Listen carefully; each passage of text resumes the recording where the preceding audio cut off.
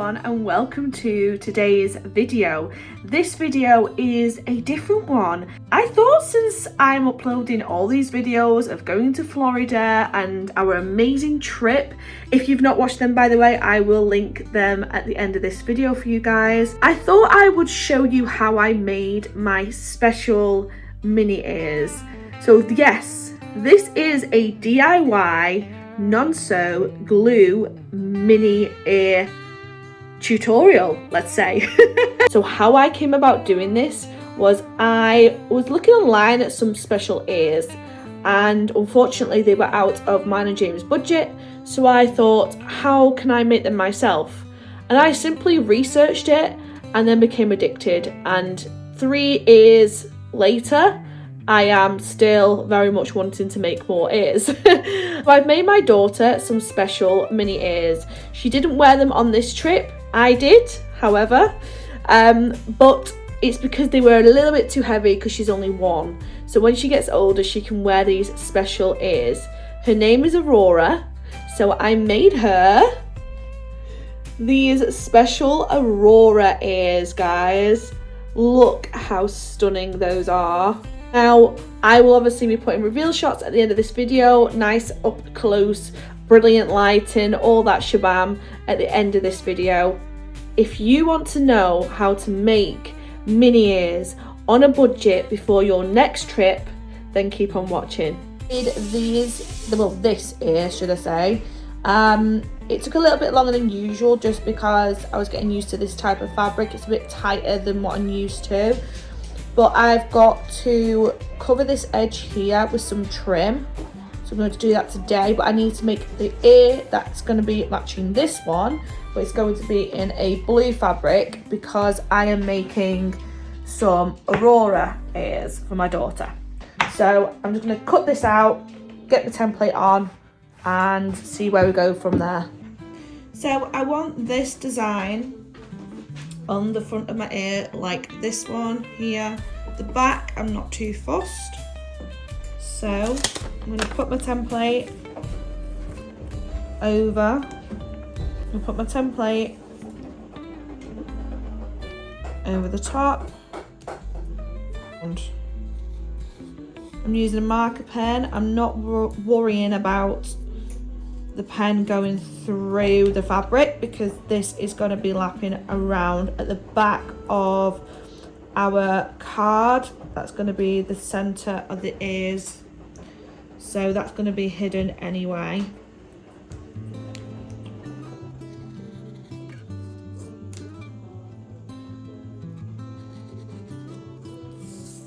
Okay, so template there. You don't want to cut along this line here because you need some fabric here to fold it over to seal the ear up when you're done gluing it down to your card.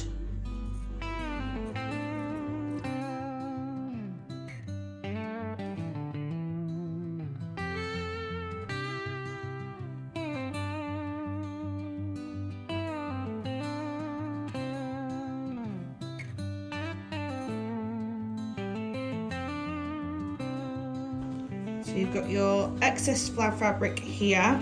That's a bit excessive in my opinion. I like to just neat things off, so I'm just going to trim that edge like that. But you still need a decent amount to be able to pull it tight, but you'll see in a bit anyway. I just want to show you quickly a mistake that I made where I've not left the fabric loose.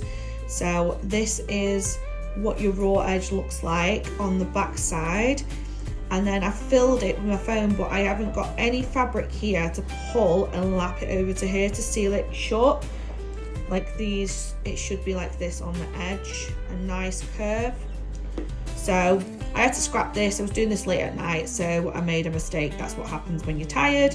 So make sure you do things like this when you are got full concentration and you are full of energy, because it's so easy to make a mistake like this. So yeah, plenty of fabric on the end there. The next step is to get a piece of card. If you've got any spare line around the house, that will do fine, and just draw around your core template. This is for the center of your ears to keep them rigid and straight up and keep in the form that you've created.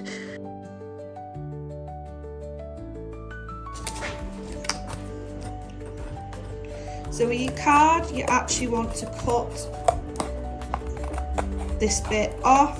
Just follow the lines as it's shown on your template, because we don't need any excess product to pull. We want this like nice curve here, so then it will fit nicely onto your headband. I'm just going to continue to slowly and neatly cut this out. I'm then continuing to start to glue the fabric onto the core piece of card. I'm doing a section at a time. You don't want to rush this process, plus the glue dries fairly quickly, so you just want to take a little step at a time. As you can see, I'm not pulling the fabric too tight. I am just gently pulling it on. You don't want to do it too loose either, because then it won't create the correct shape. You've got to find the perfect balance of it not being too tight but also not too loose. By doing a section at a time, it also stops any kinks when you're creating that circle effect when pulling the fabric tight. I also recommend using gloves if you can, because I did burn my fingers quite often doing this. Do as I say, not as I do. I'm not a fan of gloves, so I just decided to take that risk. However, if you're doing it yourself, I highly recommend using some gloves to protect your skin. As you can see here, I am stuffing the ear. I do a little bit at a time, and I'm constantly flipping that ear over to see the shape. I then go in with a sharp-ish object, so these are just standard scissors, not fabric scissors, so I can push that foam right to the back and the edge of them ears to create that pillowed effect. The next step in the process is to glue that flap down. Now you can see why we need that. We need it open so we can stuff the ear, but also we need to pull really tightly on this section here to get a nice curve which will sit onto your headband. Now I drew a line there. I usually wouldn't recommend actually doing that. You don't need to. I did end up seeing the actual ink on the edge of the ear, but that didn't matter because it was going to be covered with embellishments. So just bear that in mind if you're doing any ears that don't have embellishments where the ear attaches to the headband.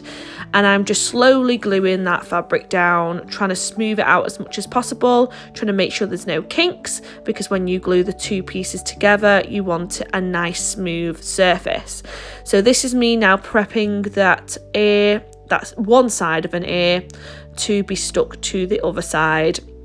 I've got my other ear there ready to go, and I'm trying to do this as quickly as possible, but then holding my breath and trying to line it up as best as possible.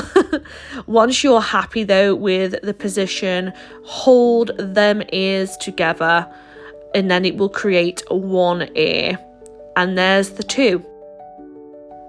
Then going in with my trim, I love this step in the process. As you can see the join in the ears, but as soon as you put your trim on, there is no join, and it looks so neat and pretty. And I loved that the gold really complemented the fabric I was using. I always make sure that I measure and cut a little bit more than I actually need on the trim, so then once it's glued down, I can actually make sure it's nice and trim, streamlined at the end of the ear where it stops. As you will see, I'm leaving that little bit of overhang of fabric at the end, so then I can trim it neatly off after I've glued the trim on.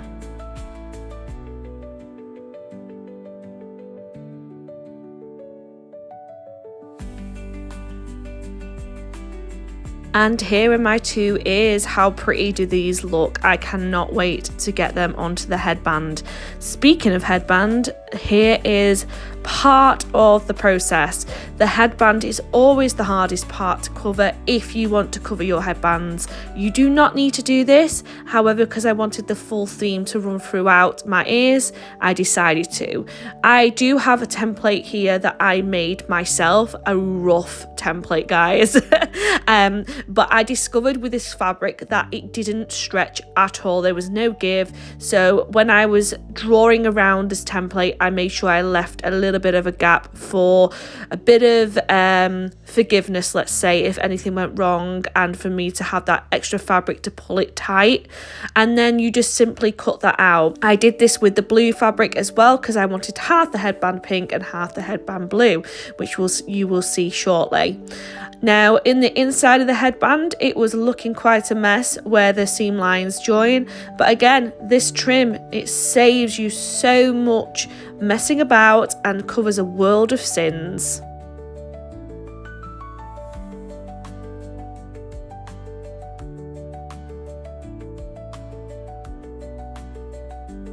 Now it's time for putting the ears onto the headband. I used another pair of ears that I actually already made, which I will hopefully be releasing a video of that soon, as a guide. Right, so I just wanted to come on and show you my composition. I made the ears, I made the headband. I just need to glue this middle section here. But basically, this is how I feel the composition is going to be. I'm not going to put a bow in because I feel like it's just going to get too much and it's going to be overly congested with things, and there'll be no feature. And I really want this to stand out, which is my daughter's name, and hence why we're doing a Princess Aurora theme. I'm going to be obviously cutting a lot of wire off these pieces here and gluing them on, but I'm really happy with this composition now, so I'm going to go ahead and start putting everything together, let's say.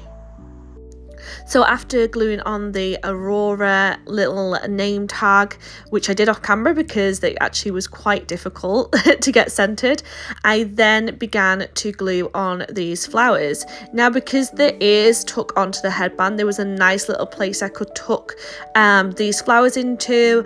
I used a different glue because it's suitable for fabric and metal being joined together. I would say hot glue would not glue metal to fabric, and if it did, it wouldn't last as long, so I'm actually using a Gorilla Glue for this. And here are the reveal shots, guys. I absolutely love these ears. I had so many compliments in the parks when wearing them. I obviously finished off the other side with the flowers. It was the same process as the other side with the blue flowers, but oh my god, I absolutely loved them. And in these shots you can really see that detail on that fabric and all the embellishments. I will hopefully insert a clip here now of me wearing them around the parks so you can actually see what they were like on. I also wore them whilst meeting Princess Aurora, which was always amazing.